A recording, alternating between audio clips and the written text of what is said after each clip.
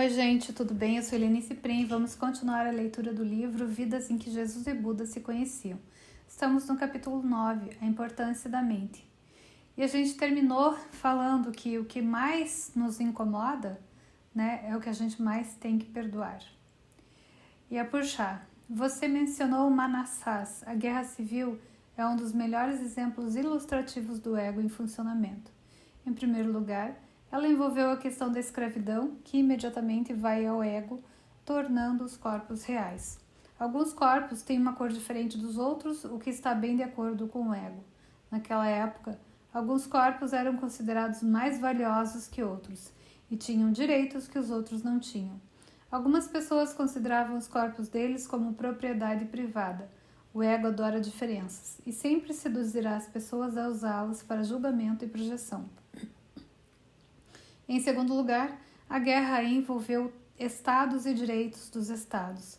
Naquela época era mais importante de qual estado você era do que de qual país era.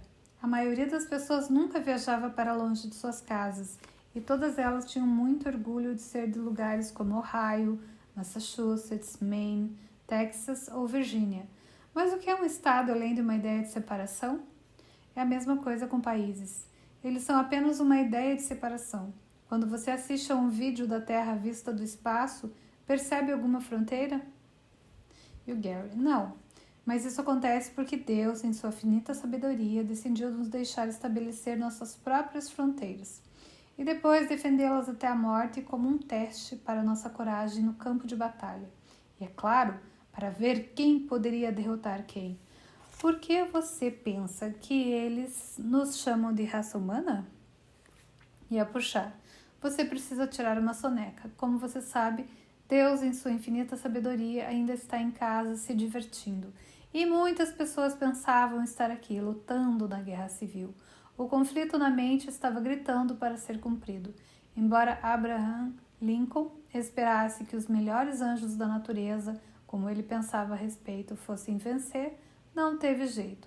Antes que se dessem conta, sua nação estava tentando o suicídio. Quando acabou, contando tanto o norte quanto o sul, quase 3/4 de 1 milhão de soldados estavam mortos. A contagem oficial é menor, mas esse número é exato. Em muitas cidades, todos os homens abaixo de 40 estavam mortos. Foram mais americanos mortos do que na Primeira e na Segunda Guerra Mundial juntas. Sabemos que a Segunda Guerra Mundial foi o conflito mais destrutivo na história até agora, porque envolveu muitos dos países mais populosos em todo o mundo. Mas a América nunca mais viu nada como a Guerra Civil. Foi uma das conquistas mais ardentes do ego, fervilhando na insanidade. E o Gary, como conheço vocês, existe uma razão para abordar esses assuntos? E o Art, tem diversas razões. A América não mudou tanto como algumas pessoas pensam no que se refere ao racismo. O racismo nunca sumiu, ele só foi para o subterrâneo. O essencial disso tudo é perceber que, apesar de toda a morte e horror, apesar da pseudo-resolução do problema através da guerra, apesar de todo o excelente trabalho feito por pessoas engajadas nos movimentos de direitos civis e direitos humanos, o ego não mudou. Ele tem sido desfeito em algumas pessoas que estão no caminho, mas certamente não são nas massas. Você não pode mudar o ego por tentar consertar o mundo. Isso não vai resolver o problema. Assim, existe tanto racismo e preconceito hoje quanto havia 150 anos. Ele assumiu formas diferentes, mas o jogo sórdido de conflito, separação e divisão do ego ainda continua para todos verem, tão patético quanto sempre. E o Gary, é verdade. Quando Obama foi eleito, pensei que significaria um grande avanço para a América. Finalmente tínhamos um presidente negro. E o que aconteceu? Todos esses malucos saíram da obscuridade. Queremos nosso país de volta, eles falavam. O que eles queriam dizer é que queriam voltar à década de 1950, quando estava tudo certo em odiar pessoas que parecessem diferentes deles mesmos. Torne a América grande novamente. Um slogan da campanha inventada por um homem profundamente perturbado. Na verdade, significa torne a América racista novamente. Ele até questionou a legitimidade de Obama como presidente, afirmando que ele nasceu no Quênia. Quão racista alguém pode ser? E o Artem: então você consegue não tornar isso real e perdoá-lo? E o Gary: é claro, não é ele. Ele só está sendo seu ser egóico da mente tóxica. O que me incomoda é que existem muitas pessoas nesse país que efetivamente votaram nele. Essa é a parte difícil. É doentio. Isso me diz que somos um país doente. E a puxar: não totalmente doente. Vocês são um país parcialmente doente que também tem uma mente certa. E esse é um mundo parcialmente doente que também tem uma mente certa. O Espírito Santo está disponível para todos, mas um dia todos precisarão perdoar o mundo inteiro, porque enquanto existir conflito na mente, sabemos aonde isso leva. E o Arden é claro, o ego continua erguendo os parâmetros e tentando tornar tudo mais difícil para vocês. A internet, que pode ser usada para propósitos maravilhosos, também é usada para espalhar o ódio. E o ódio dos fanáticos não está direcionado apenas àqueles com uma cor de pele diferente. Seu país fez muito progresso ao aprovar leis e alcançar decisões nos tribunais que banem a discriminação contra a comunidade LGBT, mas o ódio ainda está lá. A tragédia de 49 pessoas sendo assassinadas no clube noturno Pulse, em Orlando, serve para esclarecer o que continuará a acontecer enquanto se juntar armas e ódio. O ego armou para a América muito bem, e a direita vai continuar tirando o máximo disso para seus propósitos egoístas. E o Gary: eu sei, as legislaturas dos estados republicanos estão sempre tentando aprovar leis que discriminam qualquer um que não seja um republicano branco. Imagine, isso realmente me deixa doido. Aprovar leis que são claramente destinadas a impedirem os negros de votarem. Como eles conseguem dormir à noite? Como podem realmente se chamar de americanos? Como podem desonrar todos aqueles que morreram pela democracia e pelo direito de votarem?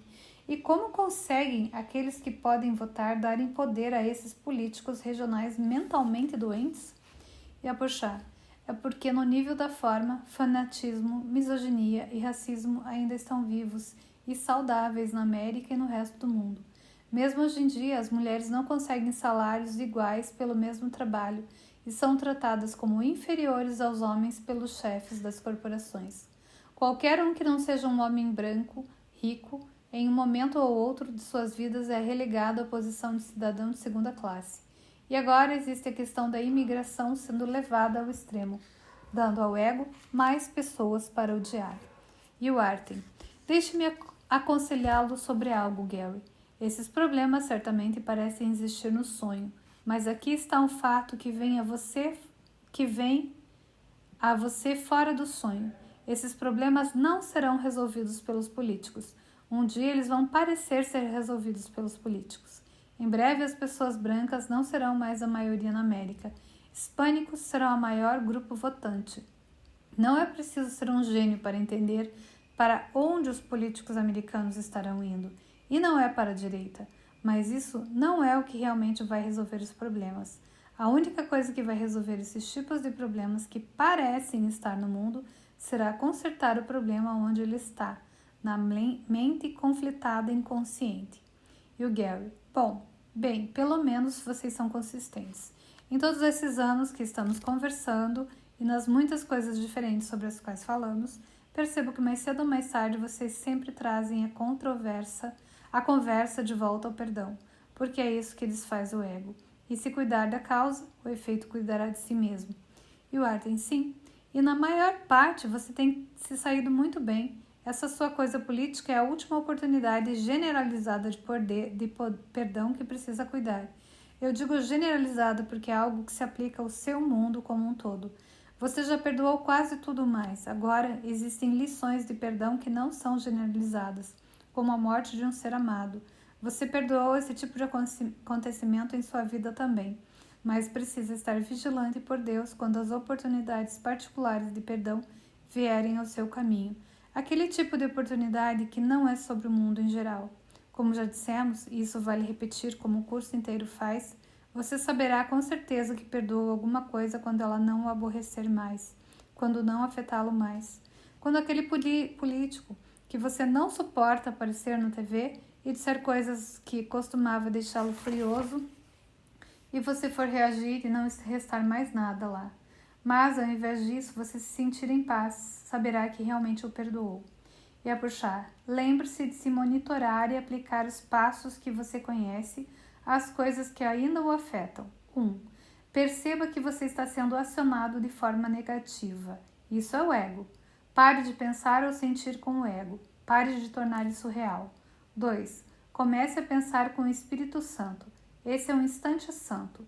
O Espírito Santo o lembra de que não é real, é um sonho e que não pode afetá-lo sem que você acredite nele. Você não é uma vítima. Esse é o seu sonho e ele não pode feri-lo. 3. Comprometa-se com a visão espiritual. Aquela pessoa não é um corpo. Ela é perfeito espírito, mas não uma parte dele. Ela é o espírito inteiro, totalmente inocente e exatamente o mesmo que Deus. Você se lembra da citação do curso que diz: libera o meu filho? E o Gary: claro, logo antes do último capítulo. É possível que tu, a quem Deus diz: libera o meu filho, sejas tentado a não escutar quando aprendes que és aquele para quem ele pede liberação? E o que, a não ser isso, esse curso quer ensinar? E o que, a não ser isso, existe para aprenderes? E o Arten: aí está. Então, vamos falar sobre outro assunto importante. Você sabe que, de acordo com o curso, toda dor é causada pela culpa inconsciente. Já parou para pensar que a experiência de morte será diferente dependendo de quanta culpa na mente foi curada pelo perdão e quanta ainda permanece? E o Gary: nunca pensei nisso, mas por que deveria? Brincadeira. Nunca pensei que essa experiência poderia variar dependendo do perdão, mas faz sentido. E a gente vai continuar em cenas dos próximos capítulos, porque agora é um assunto muito interessante que a gente vai falar de culpa.